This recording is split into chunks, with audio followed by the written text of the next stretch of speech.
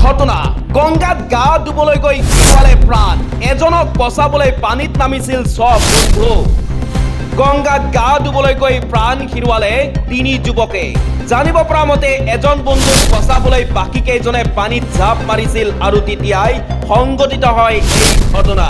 উত্তৰ প্ৰদেশৰ কানপুৰৰ কেন্ট থানাৰ অন্তৰ্গত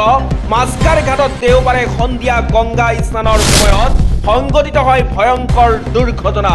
জানিব পৰা মতে 6জনকৈ বন্ধু গঙ্গাত গা ধুবলৈ নামিছিল যদিও ইয়াৰে 3জনৰ পানীত ডুবি মৃত্যু হয় ইয়াৰ বিপৰীতে বাকী 3জনক সেই স্থানত উপস্থিত থকা উদ্ধাৰকাৰী দলে উদ্ধাৰ কৰে নিহতসকলৰ ভিতৰত 2জন কিশোৰ আৰু এজন 19 বছৰীয়া যুৱক আছিল বুলি জানিব পৰা গৈছে এই আটাইকেইজন বন্ধুৱে কোনো এজনক বচাবলৈ গৈ গংগাৰ 10 পানীত জাঁপ দিছিল আৰু তেতিয়াই সংঘটিত হয় এই মৰ্মান্তিক ঘটনা